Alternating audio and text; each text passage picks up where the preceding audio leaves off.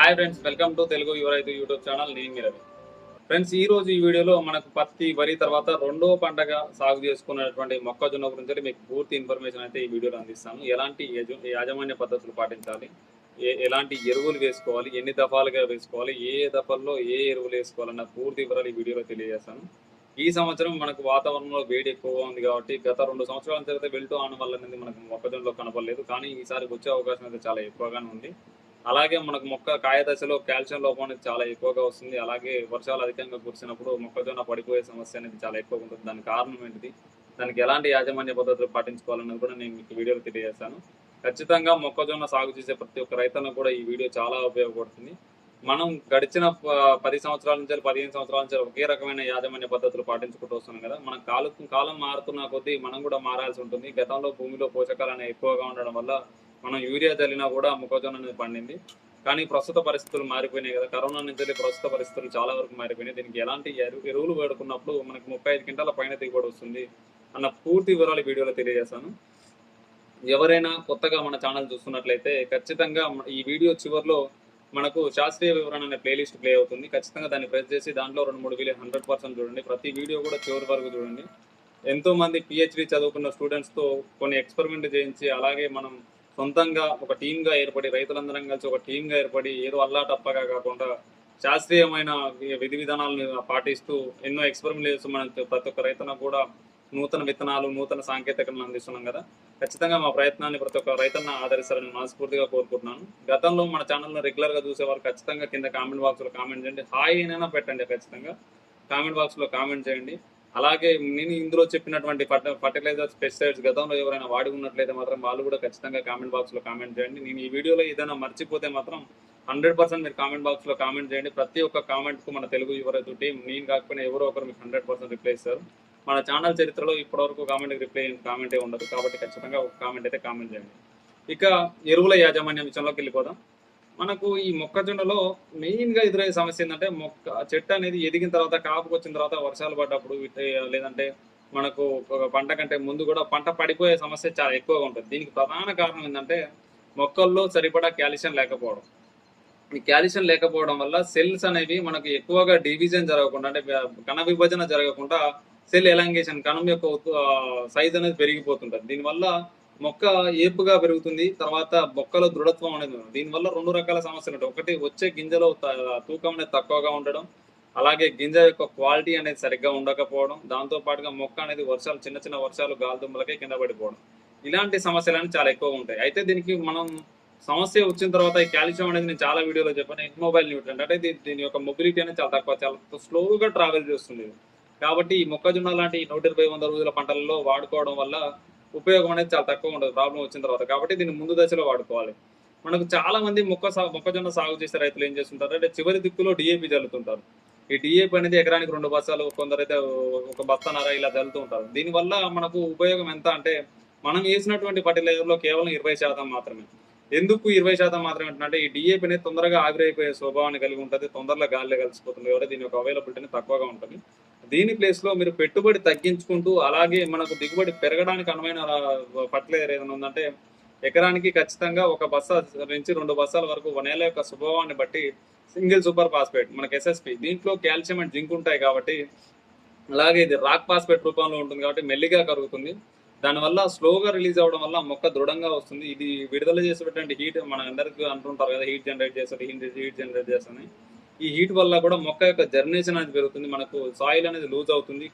Single super phosphate వేసుకోవడం వల్ల నేల కూడా కొద్దిగా వదులుగా మారుతుంది. దానివల్ల వాటర్ హోల్డింగ్ కెపాసిటీ, స్టార్టింగ్ స్టేజ్లలో నీటిని నిలుపుకునే సామర్థ్యం అనేది భూమిలో పెరుగుతుంది. దాంతోపాటు మొక్క కూడా బలంగా వస్తుంది. సెల్స్ అనేవి ఎక్కువగా ఉత్పత్తి అవుతాయి. కాబట్టి చివరి దుక్కిలో సింగిల్ సూపర్ ఫాస్ఫేట్ ఎకరానికి 2 బస్తాలు వేసుకోండి. ఎవరి నేలల్లో అయినా సరే కొంచెం pH అనేది ఎక్కువగా తక్కువగా ఉందనుకోండి, మనకి pH అనేది, నేల యొక్క pH అనేది 6.5 నుంచి 7.5 మధ్యలో ఉన్నప్పుడు మనకు మొక్కజొన్నలో 40 క్వింటాల వరకు దిగుబడి వచ్చే అవకాశం ఉంటుంది. కాబట్టి ఎవరి నేలలో అయినా సరే ఈ pH అనేది సరిగ్గా లేకపోయి చౌడు బారినట్లు ఉండడం, లేదంటే పాల చౌడు, తెల్ల చౌడు ఉండడం దాన్ని గమనించినట్లయితే ఎకరానికి 1 kg హ్యూమిక్ యాసిడ్ చివరి దిక్కులో చల్లుకోండి. ఈ హ్యూమిక్ యాసిడ్ మన తెలుగు యువ రైతు వారు అందిస్తున్నారు కదా, ఎకరానికి 100-120 రూపాయలు అనేది పెద్ద కాస్ట్ ఏం కాదు కాబట్టి 100% తక్కువ ధరలో ఈ హ్యూమిక్ యాసిడ్ అనేది ఒక ఎకరానికి ఒక కేజీ లాగా చల్లుకోండి. దీనివల్ల నేల యొక్క pH అనేది బఫర్ చేయబడుతుంది. దాంతో పాటుగా ఇది కార్బన్ మెటీరియల్ కాబట్టి మొక్కకు పోషకాలు కూడా లీచ్ అవుట్ అవ్వకుండా, అలాగే మొక్క మొదటి దశలో వేరు వ్యవస్థ బాగా పెరగడానికి ఇది చాలా బాగా ఉపయోగపడుతుంది. ఆ తర్వాత మనకు మొక్క జర్మినేషన్ అనేది single super phosphate, humic acid కలిపి వాడుకోవడం వల్ల మొక్క జర్మినేషన్ బాగుంటుంది. ఆ తర్వాత మొక్క నాటిన 20-25 రోజులకు, లేదంటే కొంతమంది 15 రోజులకి ఫర్టిలైజర్స్ ఉంటారు. ఈ 15 రోజులకు ఫర్టిలైజర్ వేసేటప్పుడు మనకు నత్రజని అండ్ ఫాస్ఫరస్ ఎరువులు కావాలి కాబట్టి చాలా మంది ఈ దశలో ఏం చేస్తుంటారంటే 28 ప్లస్ పొటాష్ అనేది కలిపేస్తుంటారు. మొక్కజొన్నలో మెయిన్‌గా ఈ సంవత్సరం అనేది పొటాష్ అనేది పెద్దగా వాడుకోకపోవడం ఉత్తమం. ఎందుకంటే పొటాషియం క్లోరైడ్ వాడుకోవడం వల్ల భూమిలో ఉన్నటువంటి బ్యాక్టీరియా అనేది ఎక్కువగా డ్యామేజ్ అయిపోయి మనకు విల్టు వచ్చే అవకాశం కొద్దిగా ఎక్కువగా ఉంటుంది. కాబట్టి పొటాషియం అనేది ఆపేసుకోండి. పొటాషియం ప్లేస్‌లో మనం ఆల్రెడీ ముందు దశలో పొటాషియం హ్యూమిక్ యాసిడ్ ఇచ్చాం కదా! సరిపోతది నాకు ఇప్పుడు ఎందుకంటే దీంట్లో కూడా పొటాష్ కంటెంట్ ఎక్కువ ఉంటుంది. నేలలో ఉన్నటువంటి ఇప్పుడు దీనివల్ల సాయిల్‌లో ఆర్గానిక్ మ్యాటర్ అనేది ఆర్గానిక్ కాంపౌండ్ అనేది పెరిగిపోయి మొక్కకు పొటాష్ అందుబాటులోకి తీసుకొస్తుంది కాబట్టి 100% 20-20-0-13 వాటి కూడా సరిపోతుంది. 20-20-0-13తో పాటు మన తెలుగు యువ రైతు వారి నుంచి ఉండే సఫలా గోల్డ్ గ్రాన్యూల్స్ 20 కేజీలు, ఎకరానికి ఒక 20 కేజీల బ్యాగ్ అనేది తీసుకోండి. దీనివల్ల ఉపయోగం ఏంటంటే ఇందులో సీవీడ్, హ్యూమిక్, ఎమైనా పల్పిక్తో పాటు ట్రైకోడర్మా అండ్ వ్యామ్, వాసికులర్ ఆర్వాస్కులర్ మైకోరైజా, ఈ వ్యామ్ అనేది 2 కూడా ఉంటాయి. వీటితో పాటు కొన్ని రకాల పాలిసాకరైడ్స్, సెకండరీ మెటాలైట్స్ ఉంటాయి. వీటి వల్ల ఏమైందంటే ట్రైకోడర్మా ఉండడం వల్ల భూమిలో ట్రైకోడర్మా ఈ మొక్కజొన్నలో బాగా అభివృద్ధి చెందుతుంది కాబట్టి తొందరగా అభివృద్ధి చెంది మొక్కజొన్నలో విల్ట్ రావడానికి అవకాశం లేకుండా చేస్తుంది. ఆ తర్వాత వ్యామ్ అనేది వేరు వ్యవస్థకు కావాల్సిన అన్ని రకాల పోషకాలను అందిస్తుంది. మొక్క దృఢంగా పెరగడానికి చాలా బాగా యూజ్ అవుతుంది.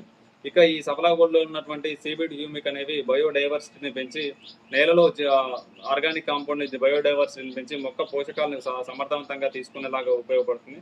మీరు ఈ గ్రాన్యూల్స్ని నేలల పైన భూమిలో వేసి కూడా చూసుకోవచ్చు. మనకు పంట పూర్తయ్యేంత వరకు కూడా ఈ మొక్కజొన్న పూర్తయిన 25 రోజులకు వేస్తే మనకు 100వ రోజు వరకు కూడా మొక్క పచ్చగానే ఉంటుంది. క్లోరోఫిల్ కంటెంట్ అనేది తగ్గిపోకుండా, మొక్కలో ఫోటోసింథసిస్ డ్యామేజ్ అవ్వకుండా వీటన్నిటిని చాలా సమర్థవంతంగా మెల్లగా కరుగుతుంది. స్పాట్లా పనిచేయకుండా స్లోగా పనిచేసి మొక్క బలంగా రావడానికి, కంకి సైజ్ అనేది బాగా రావడానికి, మొక్క చాలా హెల్దీగా పెరగడానికి యూజ్ అవుతుంది. ఇక్కడ కూడా మీకు పెట్టుబడి అనేది తగ్గిపోతుంది ఖచ్చితంగా. ఎందుకంటే సఫలా గోల్డ్ ఎకరానికి ఒక 1000 రూపాయలు, 20-20-0 ఒక 1000 రూపాయలు, 2000 తోటే రెండో దఫా ఫర్టిలైజర్ కూడా అయిపోతుంది. ఆ తర్వాత మొక్క నాటిన 25 రోజుల తర్వాత చాలా వరకు కలుపు మందు అయితే స్ప్రే చేస్తారు. 100% ఎలైట్గా మనకు పిఐ వాళ్ళ ఎలైట్ అనేది ఖచ్చితంగా స్ప్రే చేస్తూనే ఉంటారు. అంటే బ్రాండ్ నేను చెప్తున్నాను, టెప్రోమైజిన్ ఈ కలుపు మందు అనేది స్ప్రే చేస్తుంటారు కదా.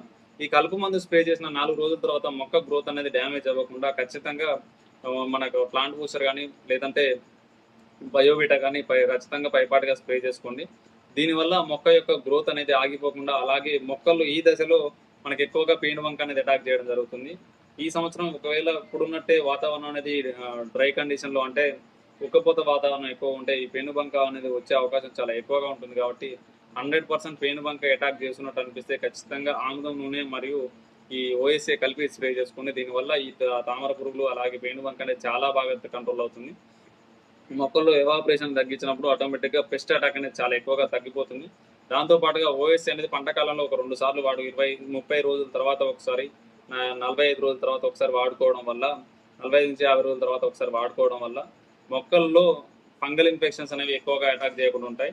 అలాగే మనం మొదటి దశ నుంచి కూడా ఇప్పుడు ఈ సఫలా గోల్డ్ మరియు హ్యూమిక్ యాసిడ్ 2 కలిపి వాడుకున్నాం కాబట్టి సాధ్యమైనంతగా మొక్కల్లో పోషక లోపాలు అనేవి రావు. ఎండలు ఎక్కువగా కొట్టి వాతావరణంలో ఏమైనా డిఫరెంట్ క్లైమేట్ వచ్చినప్పుడు తప్పితే మనకు పోషక లోపాలు కూడా ఏమీ రావు.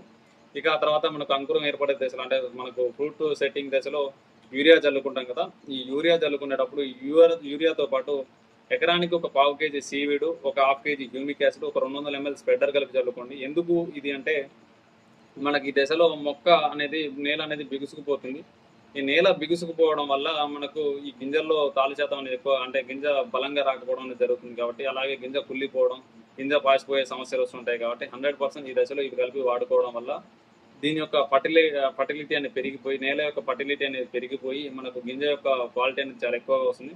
100% మన తెలుగు యువ రైతు మేనేజ్మెంట్లో సాగు చేసుకున్న ప్రతి ఒక్కరు కూడా కింద కామెంట్ బాక్స్లో కామెంట్ చేయండి. మీకు ఇలాంటి మరెన్నో యాజమాన్య పద్ధతుల కోసం తెలుగు యువ రైతు టీం ఎల్లప్పుడూ తోడుగా ఉంటుంది. 100% మీకోసం మన తెలుగు యువ రైతు టీం ఎప్పుడు పనిచేస్తూనే ఉంటుంది. మీకు మొక్కజొన్నలో ఎటువంటి సందేహాలున్నా కూడా తెలుగు యువ రైతు టీంని సంప్రదించండి. పైన కనపడుతున్న నెంబర్కి కాల్ చేసినట్లయితే 100% మీకు సొల్యూషన్ అందిస్తారు. అలాగే మొక్కజొన్న అని కాదు, ఎటువంటి పంట అయినా సరే మన తెలుగు యువ రైతు టీం అనేది ఖచ్చితంగా సపోర్ట్ చేస్తుంది. ప్రతిదీ ఎంతో శాస్త్రీయమైన వివరణ తెలుసుకొని ఆ తర్వాత మనం ఎంతో రీసెర్చ్ చేసి ప్రతిదీ మీకు అందిస్తున్నాం. ప్రతి ఒక్క రైతన్న కూడా చాలా వాటిని ఆదరిస్తున్నారు కదా, మమ్మల్ని కూడా ఆదరించాలని మనస్ఫూర్తిగా కోరుకుంటున్నాము. మీరు సబ్స్క్రైబ్ చేసుకోకపోవడం మీ ఇష్టం, కానీ ఖచ్చితంగా లైక్ షేర్ మాత్రం ఖచ్చితంగా చేయండి. ఎందుకంటే మా ఇన్ఫర్మేషన్ అనేది తోటి రైతుకు చేరాలనేది మా ఆశ.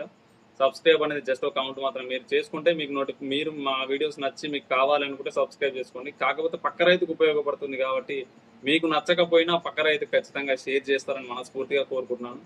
జై హింద్, జై జవాన్, జై కిసాన్.